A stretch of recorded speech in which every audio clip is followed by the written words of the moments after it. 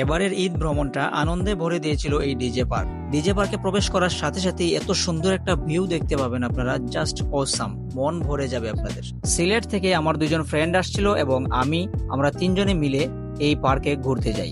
সেখানেই দেখা হয়ে যায় আরো একজনের সাথে, যিনি আমাকে এর আগে আরেকটি ব্লগ বানাতে দেখেছিলেন নরসিংদী বাজারে। উনি আমাকে ডাক দিয়ে ভালো মন্দ জিজ্ঞেস করলেন এবং বললেন, ভাই আমরাও আসছি ঘুরতে।